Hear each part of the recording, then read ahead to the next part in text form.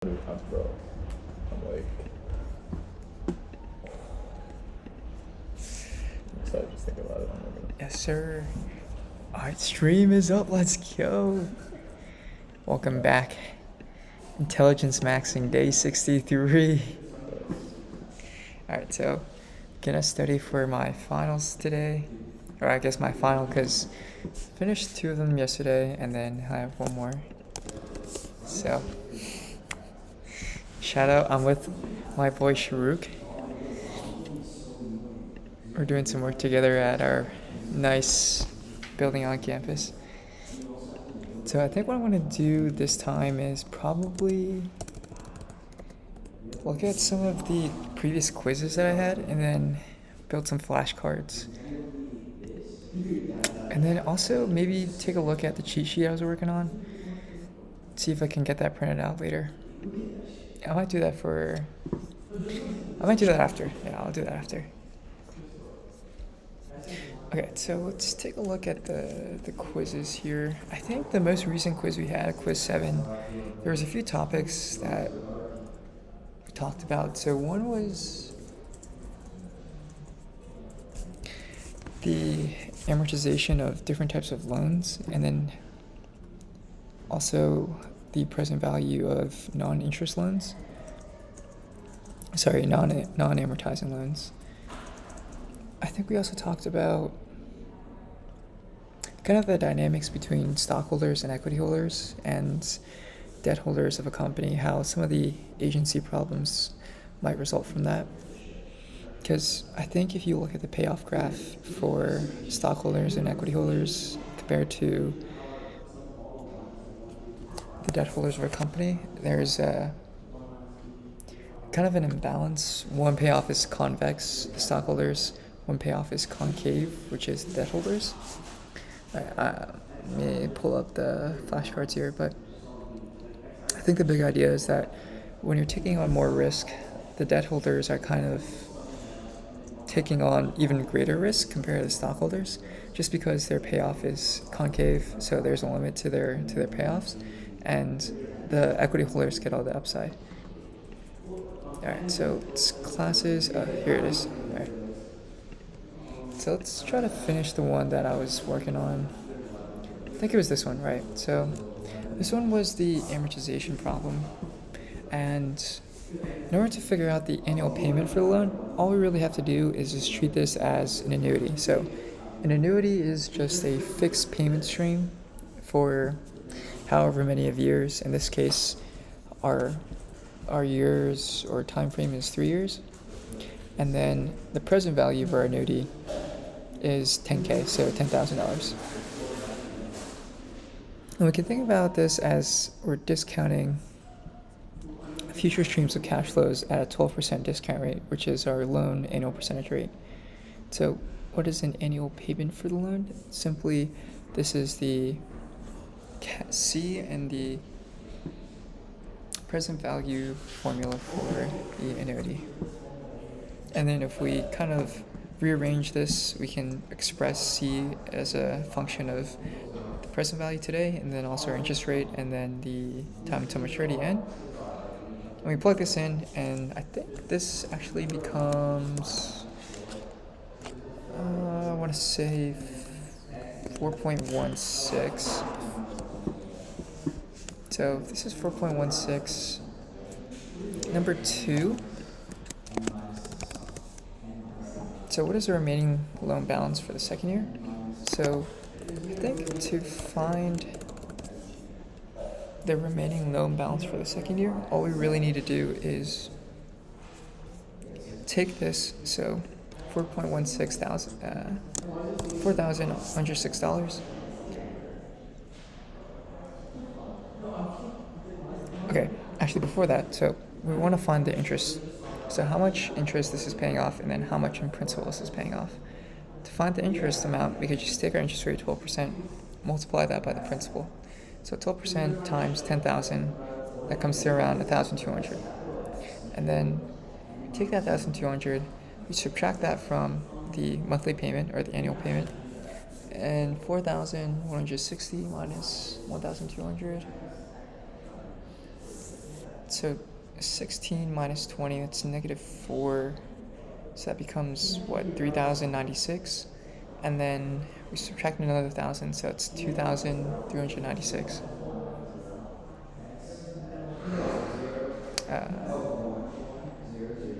Sorry, 3,960. Yeah. So 3,960 goes towards the principal. And then once we subtract that principal, then we'll get the remaining loan balance. So we subtract the 10K minus the 3,960, and that'll give us the remaining loan balance for the second year. Okay. Find the remaining loan balance for the second year.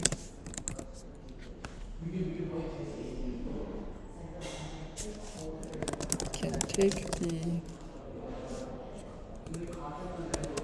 annual payment, subtract the portion that covers interest, then subtract the portion that covers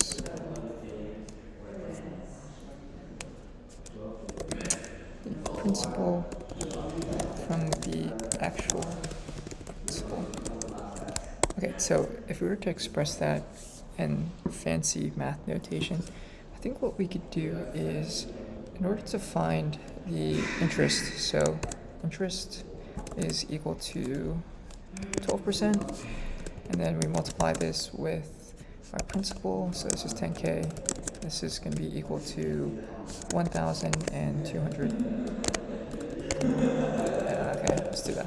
Okay, I don't even need the dollar sign. So we have our interest, so let's do this. Let's create a little array here, /end array. Alright, and then let's also create this character. Okay, now let's also make this a bit more descriptive. We'll call this interest.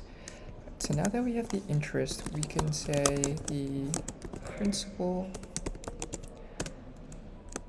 payments is equal to, so it's going to be equal to our monthly payment minus, our annual payment minus our annual interest payment. So that's 4.16K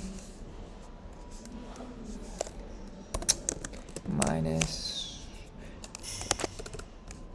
1.2K.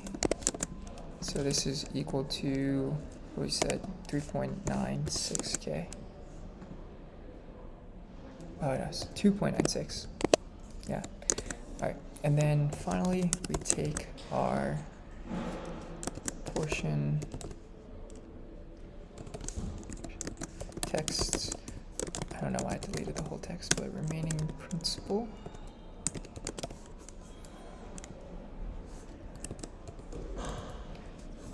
Also, I don't know. I always forget if it's principal, P-A-L, or P-L-E. I always forget that. I'm hoping it's P-A-L. But we take this, and in order to find this, we just take our 10K minus 2.96K, and this is going to be equal to, I think, if we subtract 2, that becomes 8. And we subtract 0.96, so that becomes 7.04. Okay, so that becomes 7.04 thousand. All right. Now the final question here is, if you want to make a payment right after you pay the second year payment, how much would the bullet payment be? So the bullet payment here just means paying off your loan early and paying off the remaining principal, not your interest. So you don't pay any interest in a bullet payment, you just pay off the remaining principal on your loan. In this case, I think in the second year, you only have a year's worth of principal left. So I think what we could do to calculate that is, we have our principal we still owe in the second year. At the start of the second year, we have to calculate the amount of interest we have to pay on that. And then we also subtract that again from the annual payment and then we subtract that principal portion from the remaining principal. So it's the same concept here, but in this case, we might be switching the values for some of these variables. So the value of the bullet payment is found through a similar process as above. We want to subtract, we want to find the remaining value of the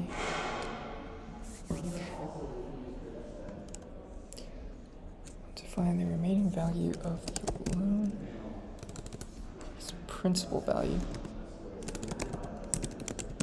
of the loan at the end of year 2. Okay. So I think I can just straight up copy and paste this, but instead of 12% of 10,000, it's 12% of 7.04 thousand. And I don't know how to do that in my head, I'm going to be honest, so I'm just going to leave that blank for now. And then our principal payment is no longer this. I think it's going to be, alright, this is where I need to whip out the calculator. Let's bring out Python, terminal. Alright, I think we could do Python 3. Alright. So 12.12 times 7.04. So it seems like it's around $844. So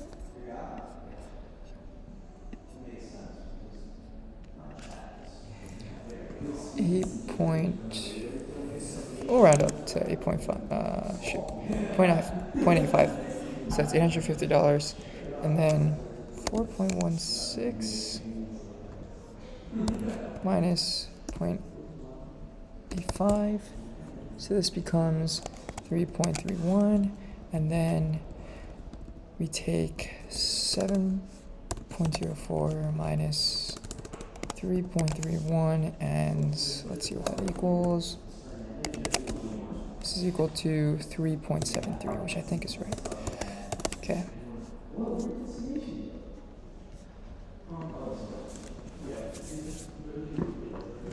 The remaining principal is the amount, it's the value of the bullet payments. Okay. So that is good. That's solid. All right. Now, let me see what else is on this quiz.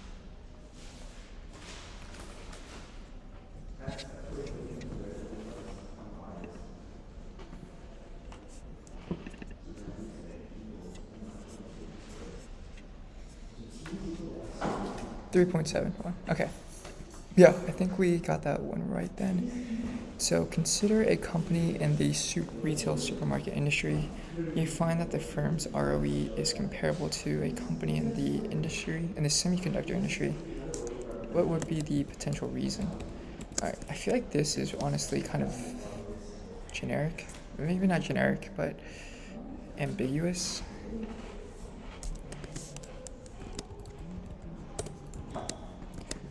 I think what it's trying to get at, though, is the DuPont breakdown of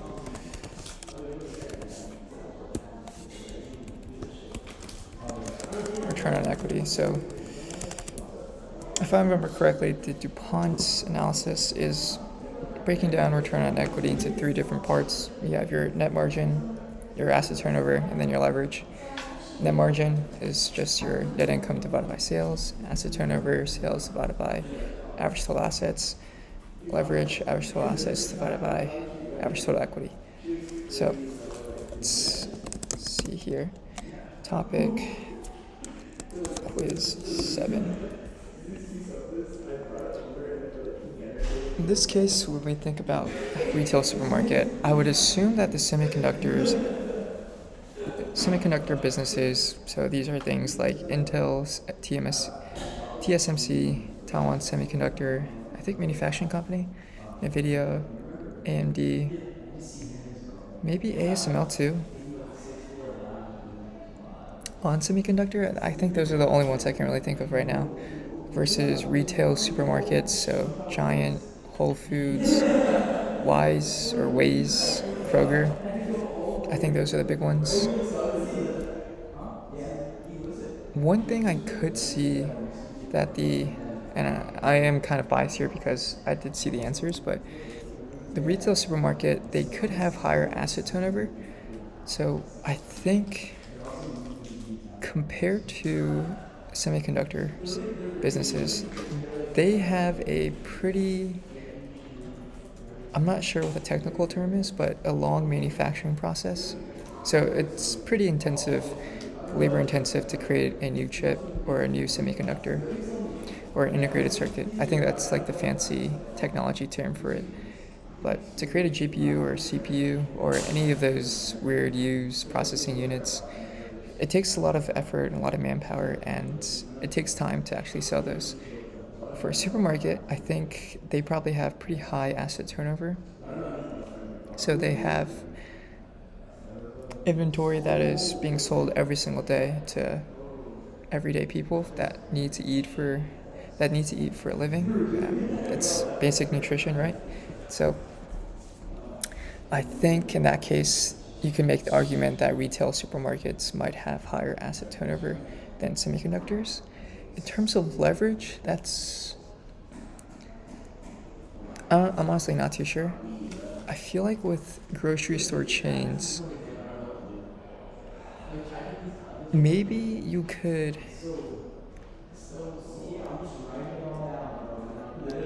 have a lot of leverage in the sense that you're able to supply your inventory with supplier credit.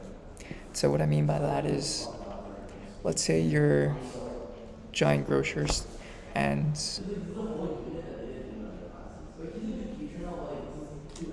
you sell bananas and apples, but you don't actually buy those apples and bananas directly using cash. You're paying with them using credit. So you're going to promise to pay for those bananas and apples in the future, maybe 30, 40 days. But you immediately get them and you start selling them in your supermarket. And it seems like the bananas, apples, a lot of people like to eat them, and so they immediately fly off your shelves. So you're actually pocketing cash from your customers without actually having to pay for the bananas yet. And 30 days pass, then you pay for your banana inventory. But at that point, you had already received the customer's cash for selling those bananas, and you probably sold them for a profit. So you're making money off each banana sale. And in that sense, you're just using your profits to pay back your suppliers. So you can use this strategy to kind of grow a supermarket. And this is a form of leverage where you're using money that you don't have to grow your business. I think that could be a possibility. With semiconductors, I'm not entirely sure how the business works. That would be something interesting to look into. I was just at the bookstore trying to find a book with Shuruk, but we couldn't find it, so maybe I'll get it next stream. But I'd say that's probably a good enough answer for this.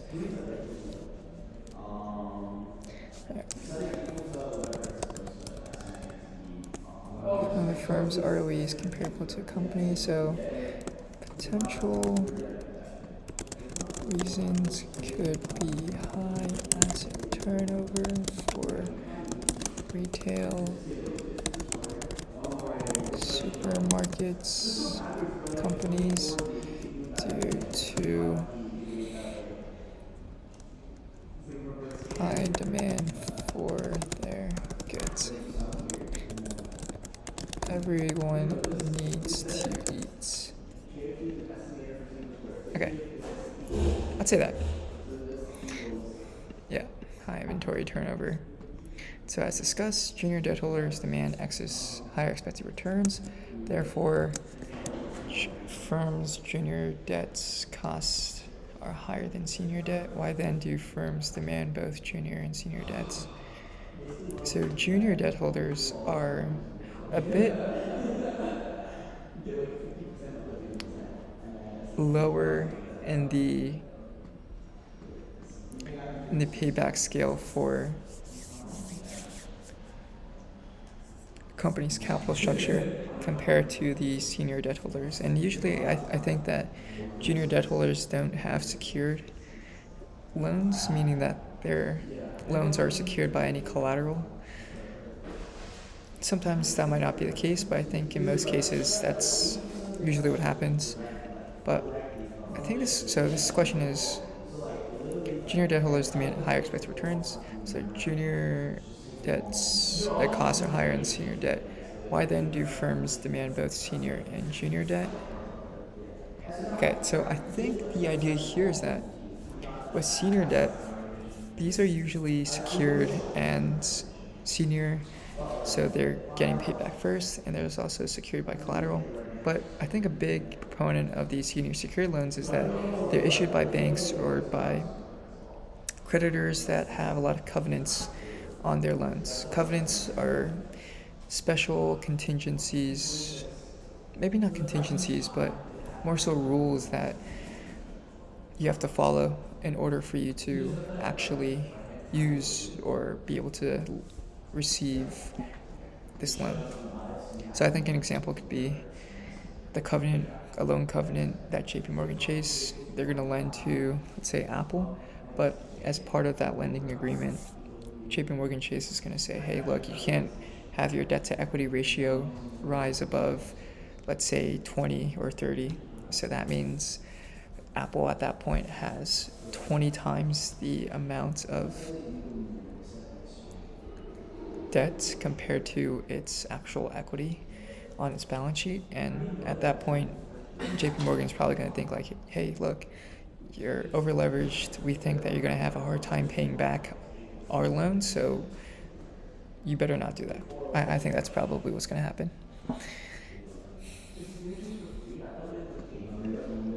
Okay, so weaker covenants, that's right. Now, a lot of this stuff, I feel like it's hard to learn about in class, because it probably would have to be in Wall Street or deal making or to understand the details of this. I think for right now, all we really learn about is kind of the high level mechanics of how all this stuff works. So quiz 7. So firms might demand junior debts because they have less covenants, restrictions on the behavior of the firm. Okay, so let me see if this, okay, nice, my screen has not been frozen yet. Alright. Oh. Okay, and last one, I'm not going to look at the solution here. Public debts have weaker covenants than identical uncollateralized bank loans. What are the potential reasons? Okay, without looking at the answer, I think one potential reason that we highlighted in class, so public debt, first of all, is publicly traded debt. So usually these are bonds that are issued by companies that trade on some type of market or exchange. I'm not entirely sure. They could be trading on the New York Stock Exchange. I don't really know the mechanics of how debt is traded. It's not as clear and honestly as popular with retail traders.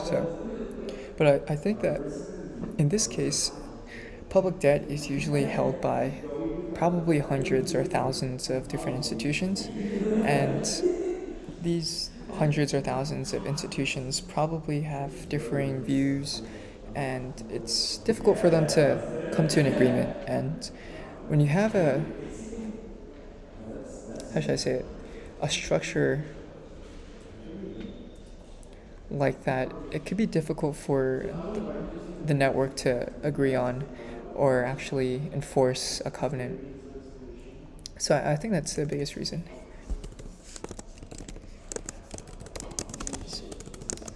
So topic was 7. We'll call this class BMGT 40.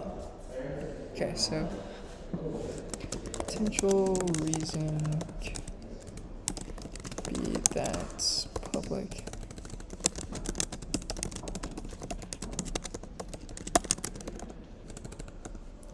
so hundreds, thousands, and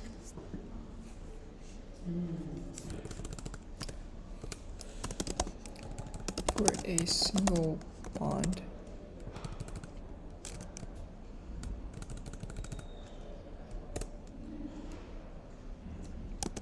I don't know if the right term is for a single bond.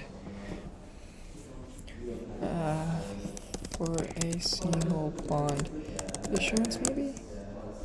I don't know. That doesn't sound right. Could be that there are lots of public debt holders, hundreds, even thousands, for company debt. So it can be difficult for all these debt holders to come together and enforce loan covenants. Okay. I think that's probably pretty good.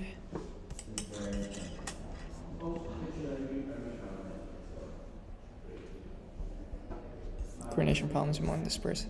Okay. So I think that's actually pretty good. That's all the questions for that quiz.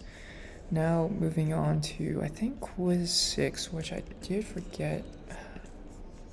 Forgot exactly what we were quizzed on for this. Okay. So consider the RJR Nabisco case we discussed. Why does the special committee choose to use an auction? Oh, okay, so maybe something I'll add to my cheat sheet is English versus Dutch auction, which I'm not entirely sure if that's required, but let's see. I want to say in this case, I probably should also copy and paste this as BMGT 40 topic quiz 6. So just to give some context, RJR Nabisco, they were a company back in, I think, the 1980s, 1970s that combined both the Nabisco company and also the RJR Reynolds Tobacco Company. RJR Reynolds was a tobacco manufacturing company. I think the kind of biggest brands they had were Camel cigarettes, Vantage, maybe a few other name brands. And at some point, they had acquired this company called Nabisco. So you might have heard of Nabisco. Oreos, those are produced by Nabisco. I think Chips Ahoy, too, is also made by Nabisco. And so I think what was going on at the time, a lot of people started to realize that smoking was bad for you. And so a lot of these really historic big tobacco companies were trying to kind of prepare for the future. And in order to do that, they decided to acquire a bunch of other, I guess you could call them consumer staples companies that produce food and beverage, so they kind of diversify and ensure their long livelihood. I think what happened was RJR Nabisco, around 1988, their CEO, F. Ross Johnson, and a few of their board of directors thought that it would be a good idea to take their company private. I think they thought, or I guess the case talked about how they felt the market was undervaluing their tobacco business, and they wanted to actually sell off the Nabisco business and just focus on running their tobacco business. In order to do that, they needed to take their company private by a leveraged buyout. Leveraged buyouts, you just take a shit ton of money from a bank or from a consortium of lenders. I think you call this a syndicate.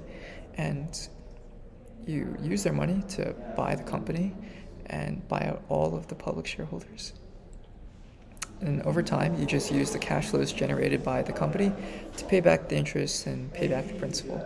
So that's the big idea of the LBO here. So special committee, these were people that involved, I think, Charles Hugel, who was the chairman at the time of the company. So the chairman of the board of directors. And then we also have F. Ross Johnson. He was the CEO of RJR Nabisco. And then I think I'm blanking on the third one. There was a third guy who was pretty important here. I don't think I need to remember the names, but it's helpful. I think he was the CEO of RJR Reynolds. So there's a CEO specifically for the tobacco business. The special committee, they ended up using an auction so that they could get the best price for. Oh, they were the management committee. So the special committee was the board of directors for the company, and they wanted to use an auction so that they could receive the best possible price for their company. I think that's like the big idea here. So people submit bids. I think at the time you had a bunch of different investment banks and private equity firms. The big one here is KKR, and then I think First Boston was another investment bank that was trying to get into the private equity game. So these guys were the big players here going against the management group. And the special committee wanted to use an auction to get the best price. So I'll say that. Special committee.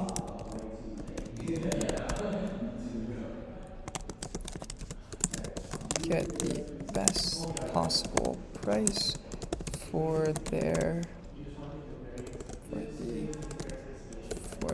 shareholders. And so they created a bidding auction to allow people to bid against each other for ownership of the company. Let's see. I think this is good.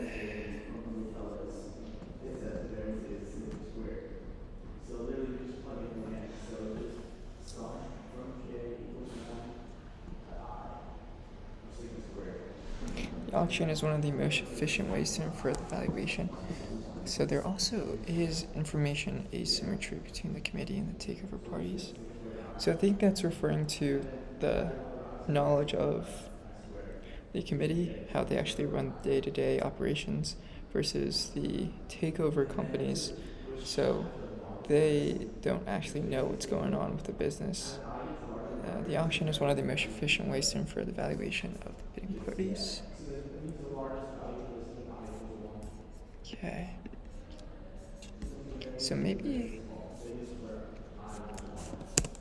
So another thought is that this allowed the special committee to understand what other parties were valuing the company at.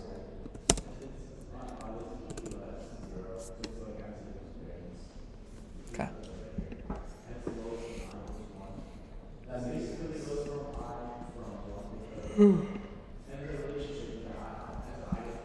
So what were the main differences among the management? Yeah.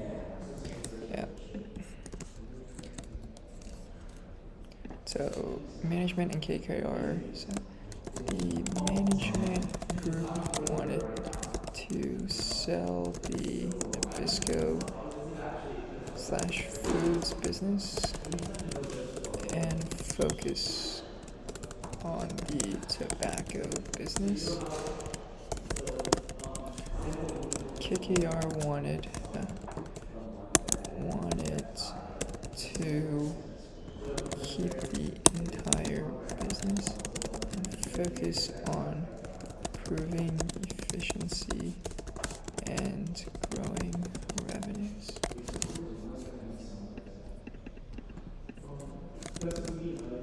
Efficiency and growing revenues. Okay, yeah, I'd say that's good. So consider the HCA case. So it seems like the HCA case was a separate leverage buyout story, but in I think the early 2000s, maybe 2002, 2003, HCA is a chain of for-profit hospitals, and I think at the time they were facing a decent amount of problems with bad debt expenses. So this bad debt expense usually results from patients that they treat that aren't able to actually pay for their treatments. So I think an example could be, let's say someone gets cancer and they go through thousands of dollars of chemotherapy, and I think hospitals are required to treat people regardless of their ability to pay. And once the person goes into remission, hopefully that means their cancer disappears or is no longer cancerous, then I think the hospital ends up billing them. This could be an ongoing process. Maybe a better example could be like some type of emergency, a car crash of some sorts. But these bad debt expense accumulate when people can't pay for the treatments, and this usually happens when the patients themselves are uninsured. So the healthcare system in America is a pretty big can of worms to open. If you were watching the other streams, I tried a little bit trying to understand what's going on here in America with the healthcare industry in my Eli Lilly stock pitch. I think on my other channel, Zank Fund. But I just barely scratched the surface. There's a lot to think about here. There's government-sponsored health insurance plans, Medicare, Medicaid. You also have private insurance. You have, I think, HMOs, health management organizations, and then CMOs. I could be wrong. There's some like weird acronyms to describe entities in the healthcare space here.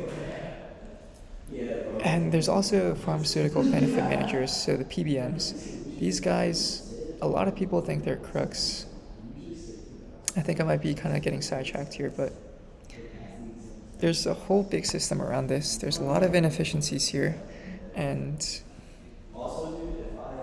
I think this has been a pretty polarizing problem in the United States. So that would be an interesting stream or series of videos to maybe dive into a little bit deeper, because it's a big market. There's a lot of controversy around it, and it would be interesting to kind of get a detailed look. But in this case, all we really need to think about is why HCA is pursuing an LBO with the firm. So this goes back to the bad debt expenses. They had accumulated a lot of these bad debt expenses. So I think for the next few quarters, they were a bit nervous about what could happen to their stock price, as they were about to report earnings, I think, in a few weeks, maybe a few months. And a lot of the analyst forecasts were a bit more optimistic than what actually realized or what actually happened. So this is a good opportunity for HCA to protect its existing shareholders to prevent any further losses from a share decline. So I'll say that.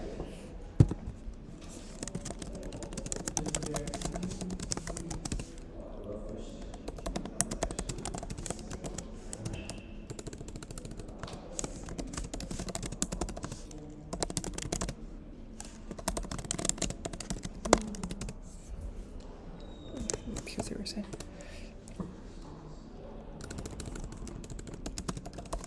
Mounting problems with bad debt expenses, consistent earnings lag, and a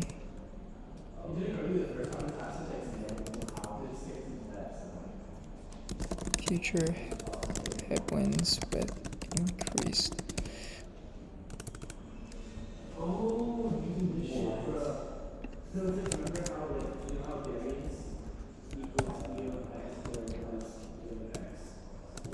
an increasing population of uninsured patients taking their company private would help protect existing shareholders from future stock decline. Okay.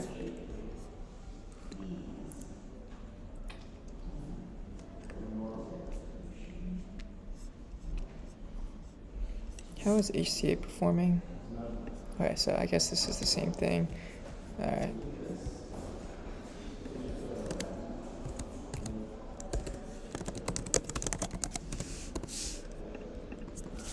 So HCA at the time, HCA had struggling with bad debt expenses and was facing increasing rates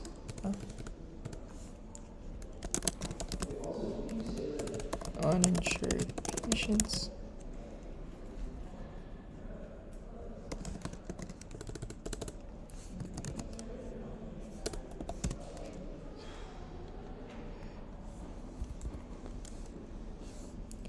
Right, I feel like honestly it's resulting consecutive missed analyst EPS targets. So bad debts is difficult to assess ex ante. On the promised payments. Okay.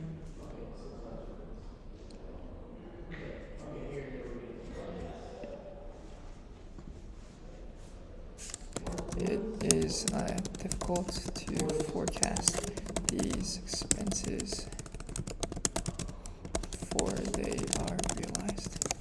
Yeah, I think it's a good thing.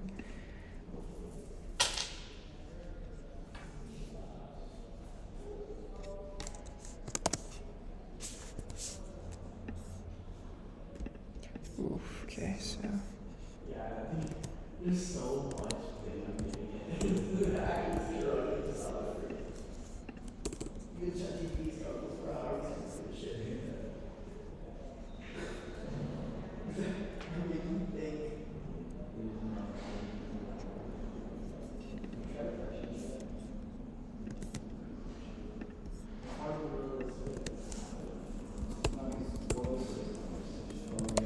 Oof, yeah, I'm not entirely sure actually what this could be.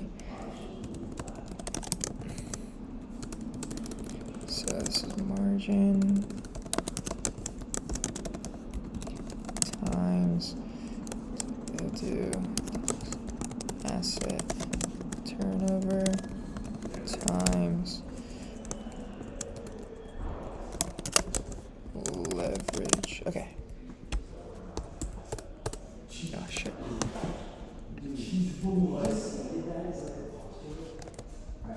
Okay.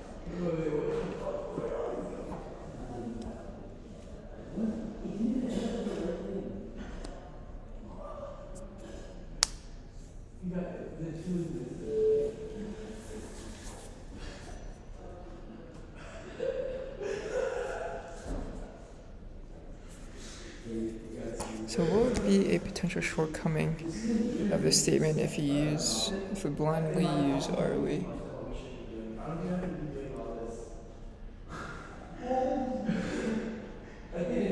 Right, so maybe one thing you could say is that the return on equity for a company could be a good tool, but could be also affected by certain things that could damage the company, right? So you could have a crazy amount of leverage, so let's say 50 or 60 times leverage in your company with really low margins and maybe somewhat high asset turnover, but there's a high risk in your investment here.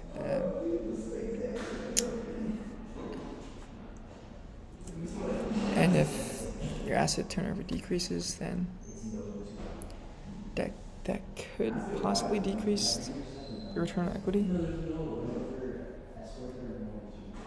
feel like it could be also something related with cash.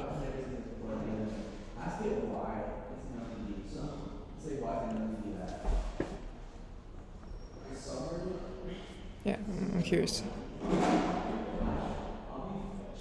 Right, okay. Firms ROE can be mechanically high simply due to high leverage. Alright. So ROE be manipulated by taking on high leverage and not actual operational efficiency using the firm's assets. So I think this is the margin times. So this is the return on assets. Asset turnover.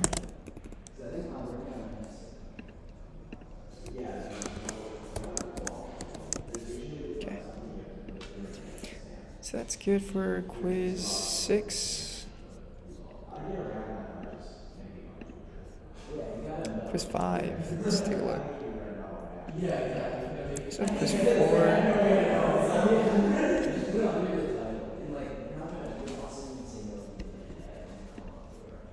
Growth example solutions. Oof. So I think this is. Okay, so this is a Excel worksheet.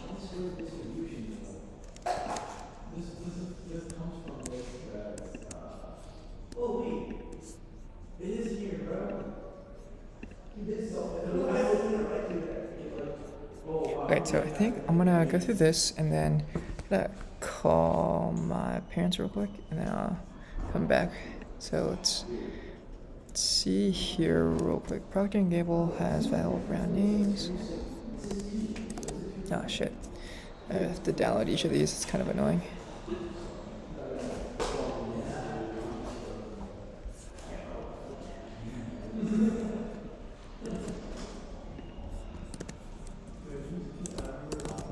Topic quiz 5.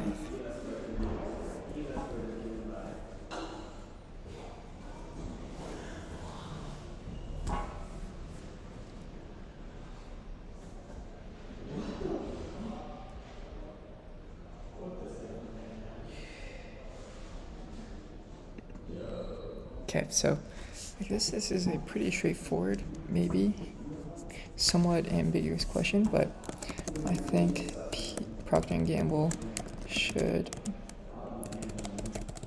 will likely maintain a stable growth rates in the future because of the looming headwinds. So we have losing brand recognition, threats of generic substitutes, and maturing markets that outweigh the tailwinds.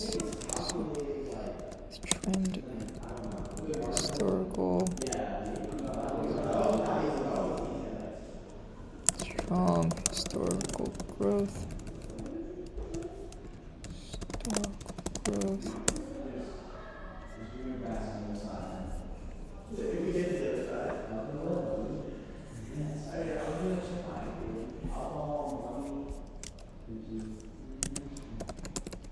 Significant market share. I guess that could be a tailwind and a headwind, right?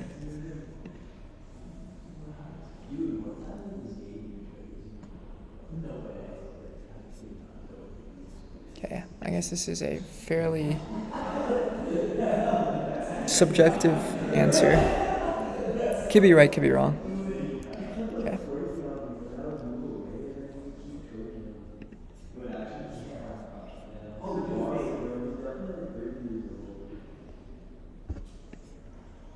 Do higher growth firms tend to have higher betas than stable growth firms? Explain why or why not. So, I think so.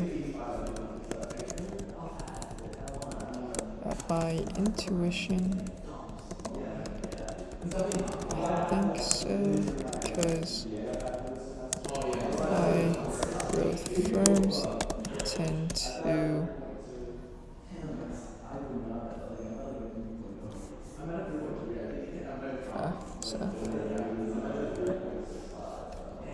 because a lot of value for high growth firms is expected to happen in the future.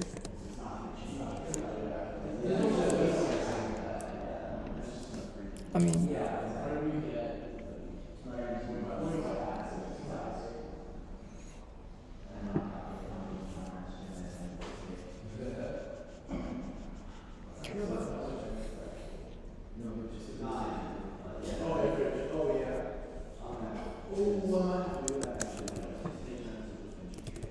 comes from the, I think so, because a lot of value for high growth firms come from the expectation of future value. I don't know how to word this.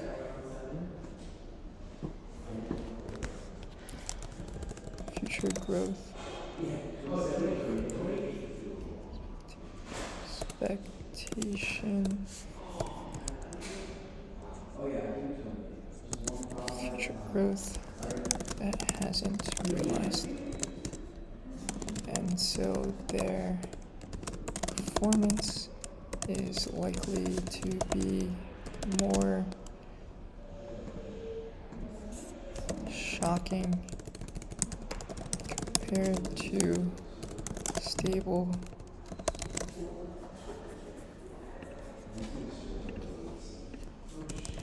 companies.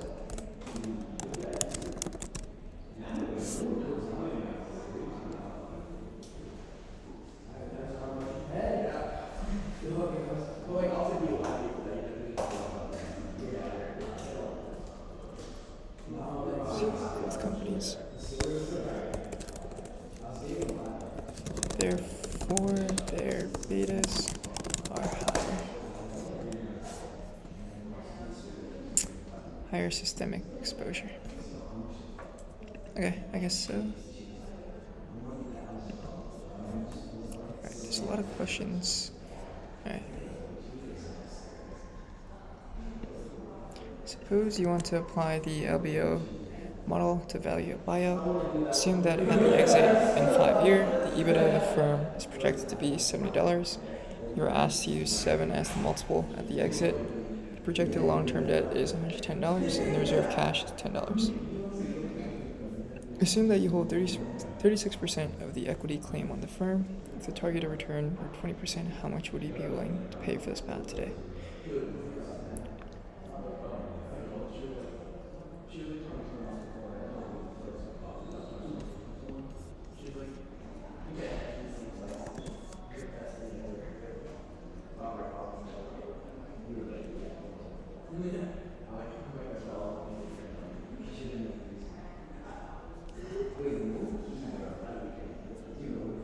Okay, so there's a few things to consider here, right?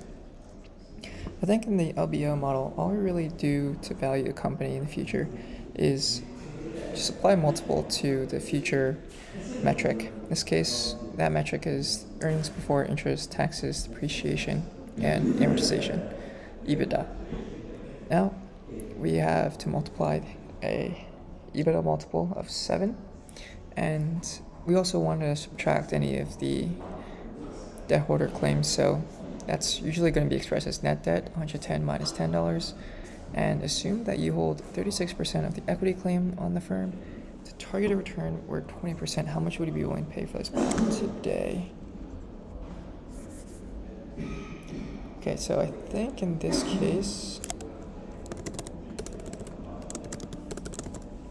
to value the firm using the LBO method, we can apply the multiple and subtract net debt and find the present value of the company today. So we want to solve. So present value is equal to EBITDA. So EBITDA, we'll call this at time t, times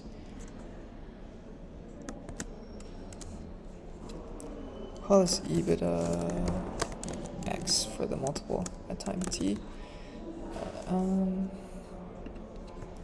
And then we want to then discount this. So 1 plus, call this R, RT, our target return, and raise this to the T. Yeah, it's kind of weird we have all these T's. Maybe just do R, okay.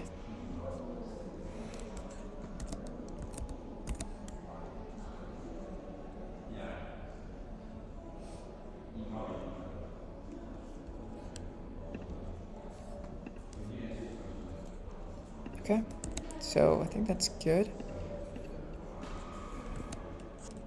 Maybe let's make a little sequential array here. Make end. Don't need this. So PV is equal to EBITDA is, what is it, 70?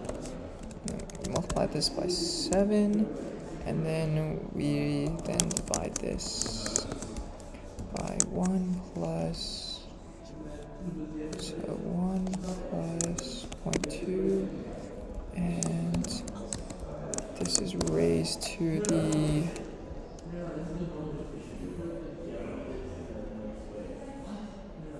so how many years are we? 5 years.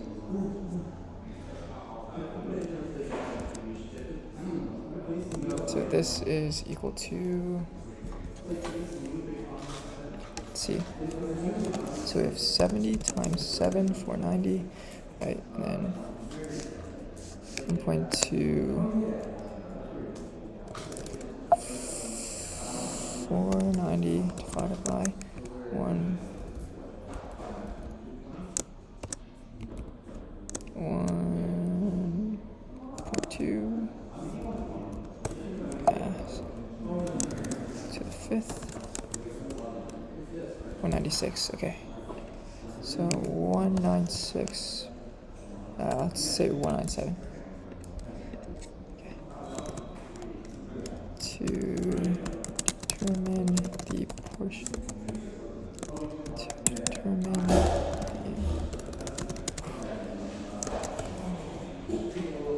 so because I only hold a 36% claim, I have to consider how much that percentage is worth. So claim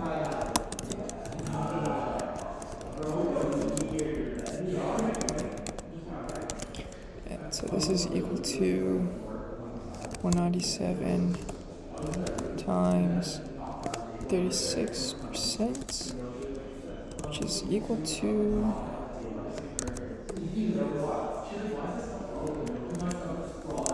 times 0.36, which is equal to 70.9. Okay. I think that should be right. Oh, no, that's not right.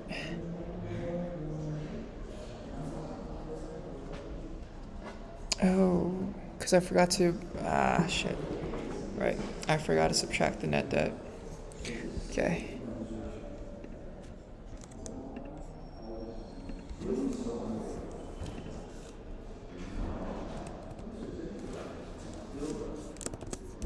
Minus debts is cash. Okay, minus. Yeah, I gotta be careful with these small little mistakes. Hopefully they don't fuck me up. 10 minus 10.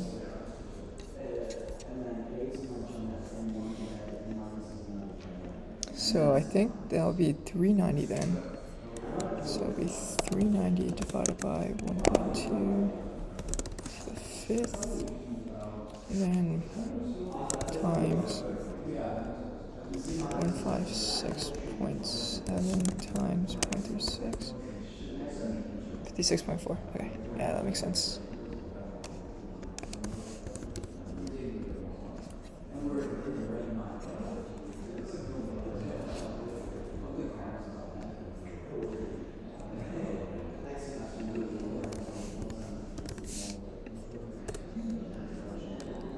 $56.4. Okay.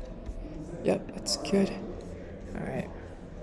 So I think I'm gonna stop this here for right now. Let's see. Yep, just been going on for an hour. I'm gonna make a call real quick, and I'll be back.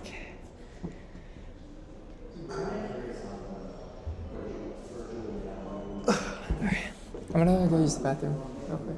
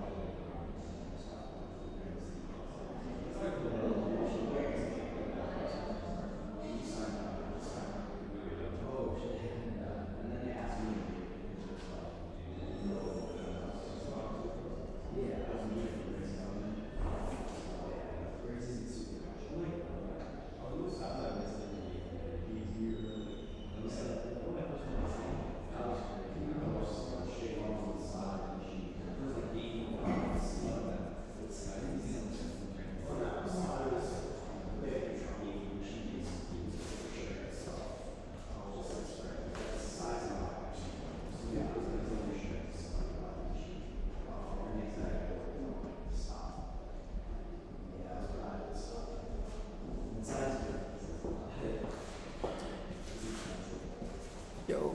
Yo. Wait, was you Want to move to one of the tables over there? Yeah, sure. I was probably gonna get some food in mid, to be honest. Yeah, that's fair. That's fair. What are you thinking about for food?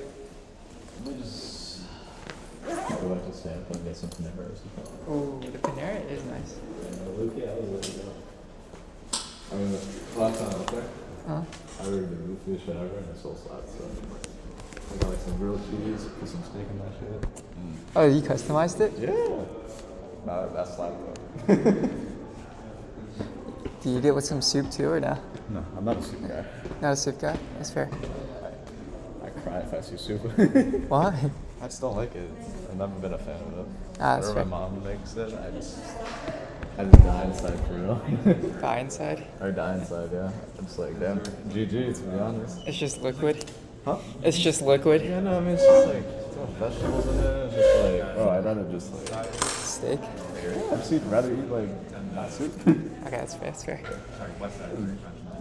I'm still streaming. Yeah, it's so true. But guess what? There's no one watching. Yeah. No, where do you stream on, bro? YouTube. What's your YouTube, bro? I'll be Let's supporter. go. I have usually on average 0 views. Sometimes it's 1. Sometimes if I'm lucky it's 2. It's just my friends that watch. I got you, gang. I got 2 actually. If you're feeling a little risky. What's your thing, bro? There's one of them. Scented soap. Yo, this is me right now. This is it. This is the stream. Yeah. Respect, to be honest. Hey, bro, I got you. There's one more. That's it. I'll do it. Zane, fine. Okay. Yeah, this is Stocks. yeah. I got 2 things I do: stocks maxing and intelligence maxing. Okay. Nah, I'm subbing to that. I gotta Let's support. go. Gotta support the homies. You know what I'm saying? I went from 12 to 13 subscribers. I got you, bro. That's We're making it. stuff. Exactly. When you start your streaming stuff, I'll follow too. I'll start watching. I don't know if I'll get back into it. I don't know. It's been weird. I mean, I used to back then, but like, it's been really weird lately. But yeah, if I ever get back into it, I got you. Yeah, let me know. Hey, All right. take it Nice easy, seeing bro. you, Sheree.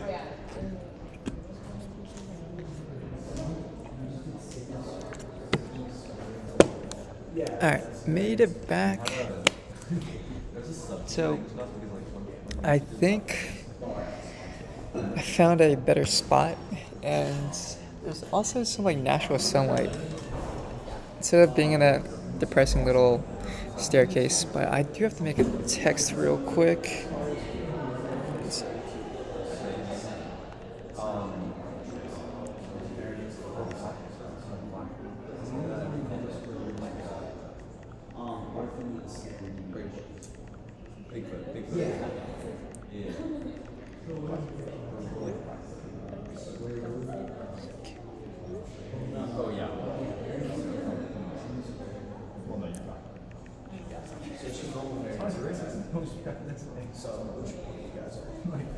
That's very reassuring.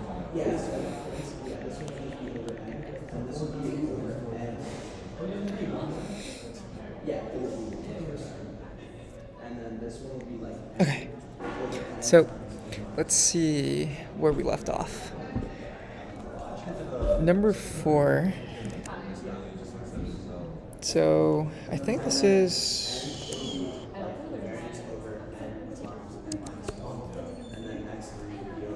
Suppose you purchase a 5-year coupon-paying bond with a yield to maturity of 4%, coupon rate of 6%, and a face value of $100.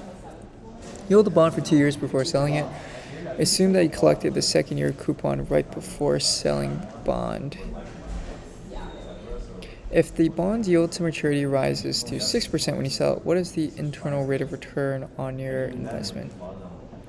Ooh, okay.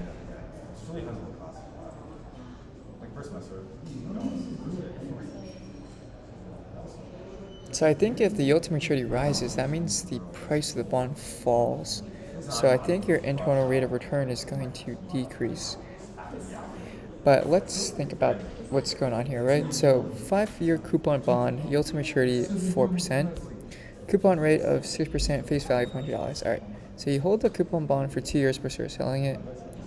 So you assume you collect the second year coupon right before selling the bond. All right. So when you sell it, then you have 3 coupons left that you're going to collect. Now at that point, the bond yield to maturity rises to 6%, and I think at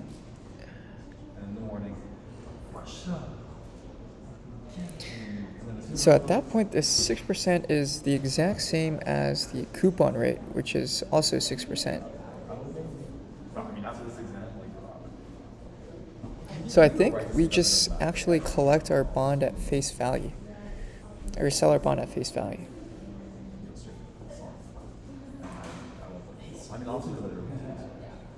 So if we get our bond at face value, that means we're collecting 2 coupon payments. In this case, 6%. So it's 6% of 100. That's just $6. So we get 6 plus 6 plus 100. That's 112, and we discount that back to. Sorry, we don't discount that back, but we find yield to maturity of its value.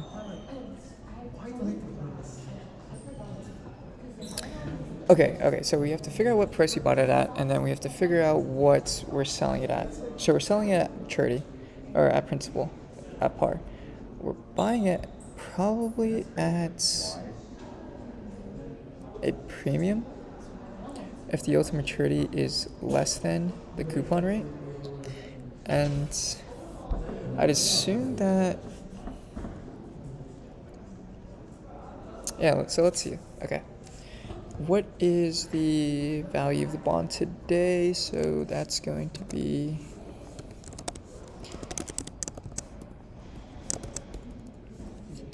the present value of the annuity. So we could say the PV of is equal to the present value of the annuity.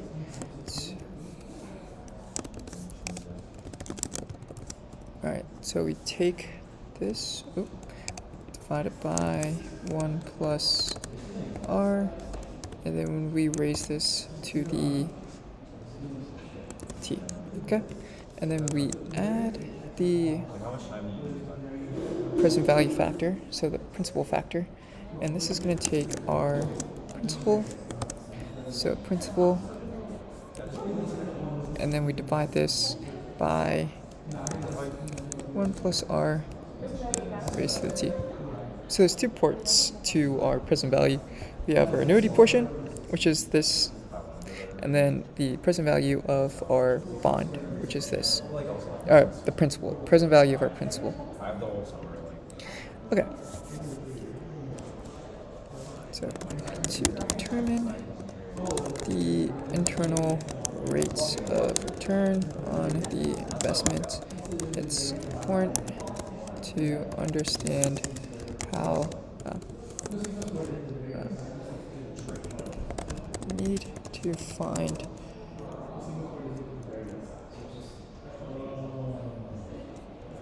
three things.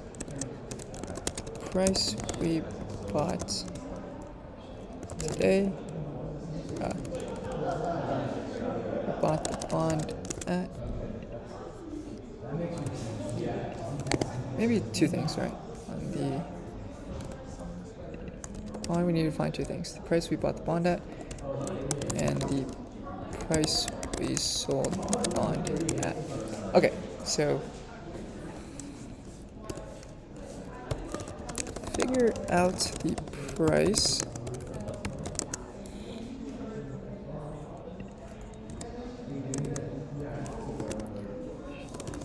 again. Right.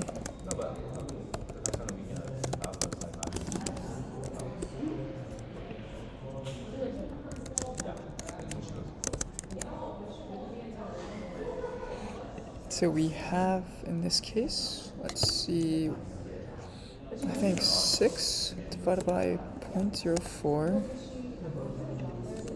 0.04, 5, then we have 100, 0.04, and 5. Okay. And so So this ends up becoming, so 6 divided by 0.04, 150 times 1 minus 1 divided by 1 plus, let's do 1.04 raised to the 5th, right? Might have failed to something.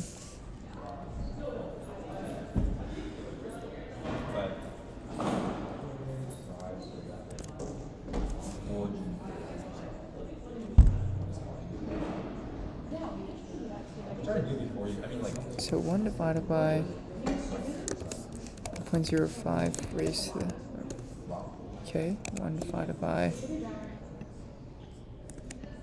to that.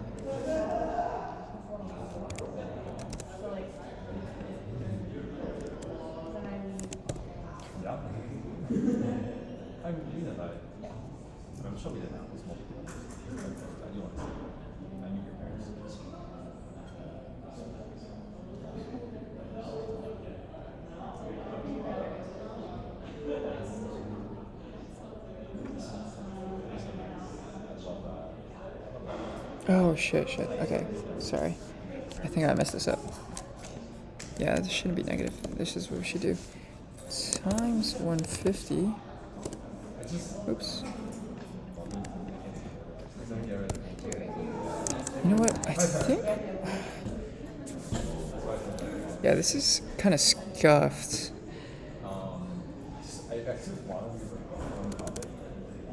Alright, right? Because we could have. Call this CR is equal to 6 divided by 0.04. 50. Alright. So PV factor, present value factor, is equal to 1 divided by 1.04 raised to the 5th. So PV factor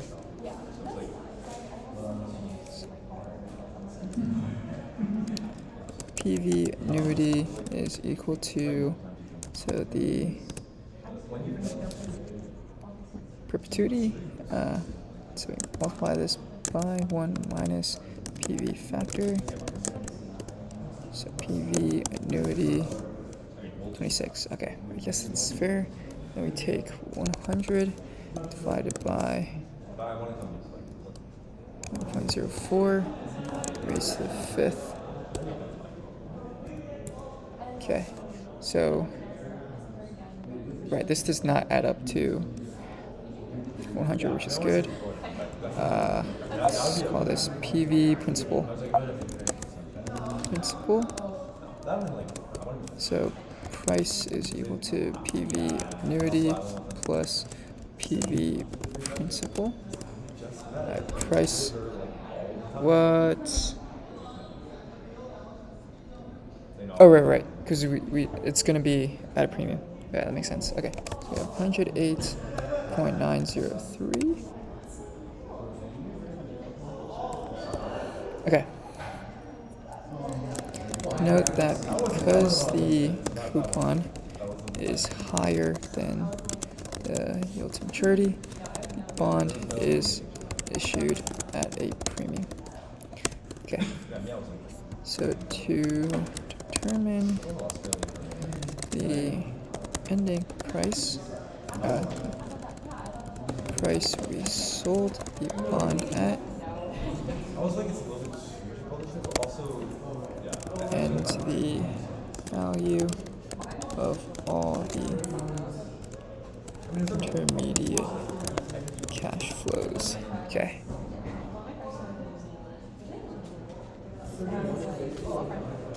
Determine the price we sold the bond at. Can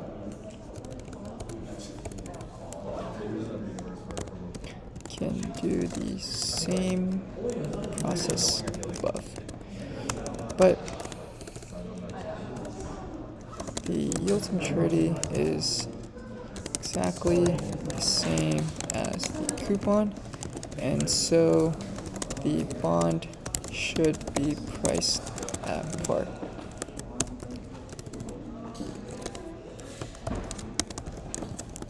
Okay.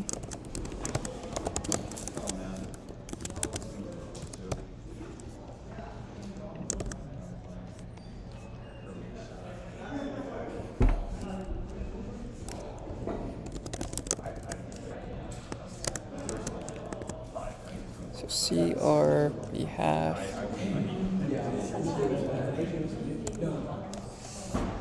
6 divided by 0.06.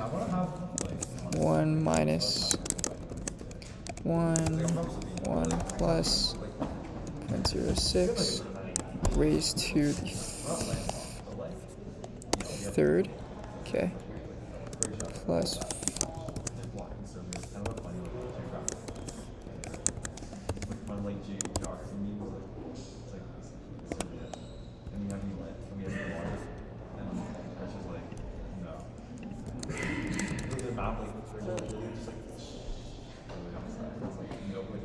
okay, this is 0.06. All right, and let's see. So PV, we'll call this perp. So perp is equal to 6 divided by 0.06. Let's see what perp is equal to. 100, right? So 100. We can immediately see that 100 times 1 times, yeah, these two cancel out, so it's just 100.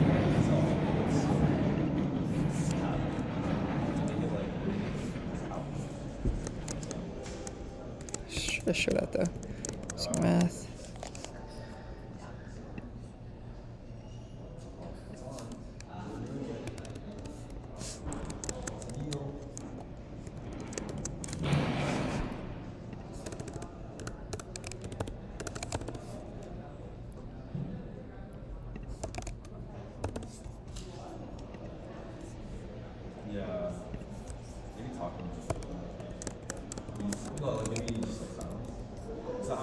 Yeah, that's tough. So do you have a PV of 100?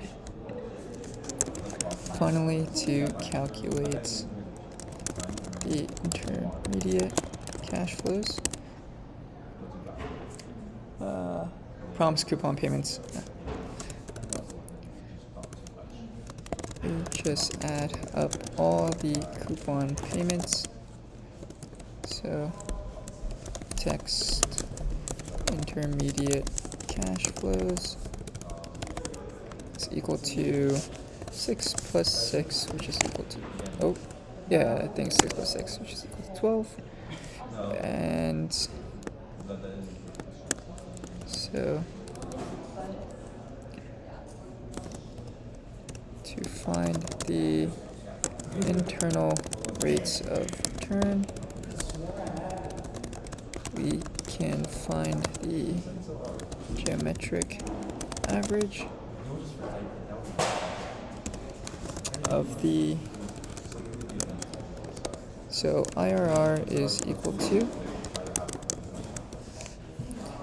12 plus 100 divided by 108.903, and then we will raise this to the 1 divided by 2. So this is a 2-year geometric, or this is a 2-year return.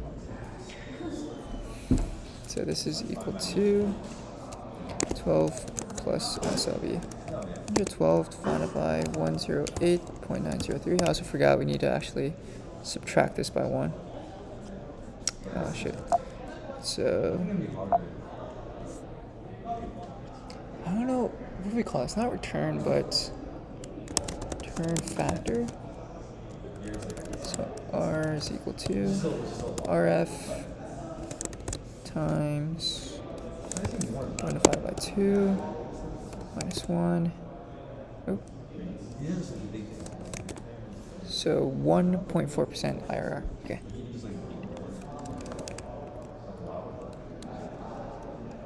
1.41%. Okay, yeah, let's double check actually before. So suppose you purchase a 5-year bond with a yield to maturity of 4%, coupon rate of 6%, face value of 100. You hold the bond for 2 years. Okay, so we got the time period right. Assume that you collect the second year coupon right before selling the bond. If the bond's yield to maturity rises to 6% when you sell it, what is the internal rate of return on your bond? Okay, so 3 things: price, if we bought, price we sold, value of intermediate cash flows. Starting with the price. So the price of the bond that we bought, to figure out the price when we bought. So there's 2 parts of the price of a bond.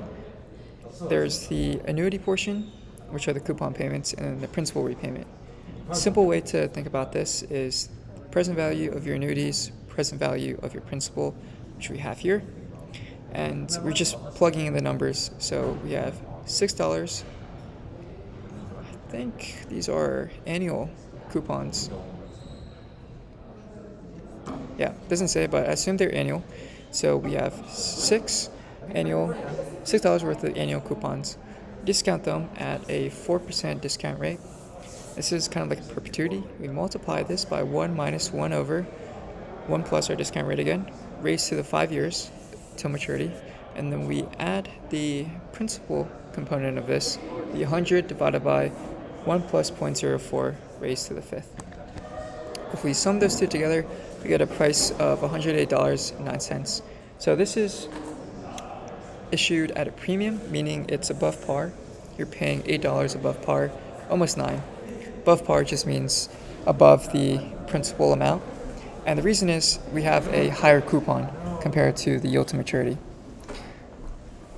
So to determine the price we sold the bond at, we could do the same process above, but the yield to maturity is exactly the same as the coupon, so the bond should be priced at par. Now, I wish I had a good mathematical explanation to show why that is, or like some mathematical intuition, but I just kind of memorized I wouldn't call it a formula, but more so a rule.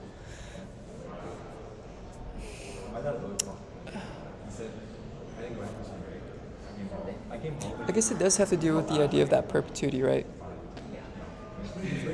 Because once you do have...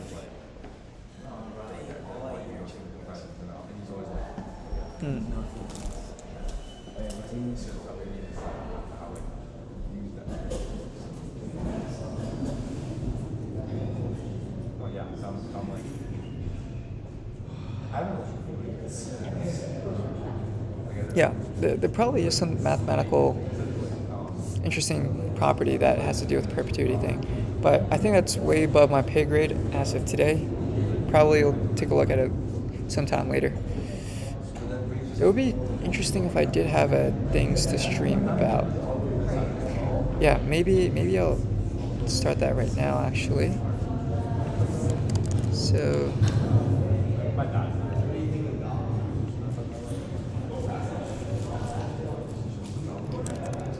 interesting topics to discover later. Pharma industry. So why does issuing on at par make why does YTM equal coupon rates make the value on at par about premium? Why does YTM less than coupon rates make the value of the bond above par? Okay. Ooh.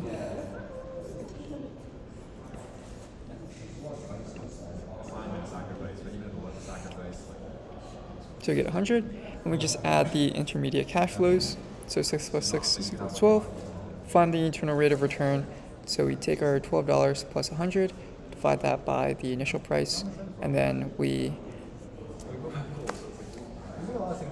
try to find the second or the square root of this, and then subtract 1. So yeah, this is kind of like the compounding factor of returns. So we get 1.41%, which I think should be right. Let's see. Yeah, that's...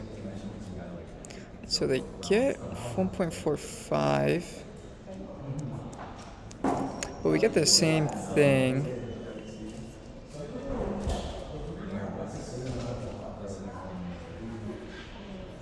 Okay, I guess it's close enough.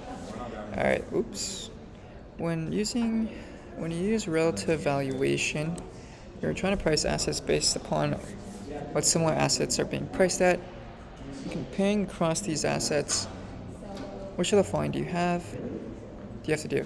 Find similar or comparable assets to trading prices, standardize the prices to a common variable for all assets, control the standardized prices for differences across the assets. Yeah, I guess all of them make sense. Okay. So all of the above. Okay. Yeah, I think that's pretty good. I want to say, so it's an hour and a half now. I think I may go back to my apartment. I am feeling kind of hungry, to be honest. And I don't have anything to eat.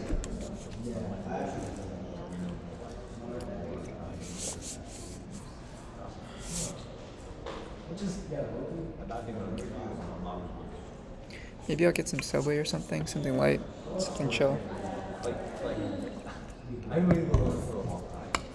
Like a 6-inch.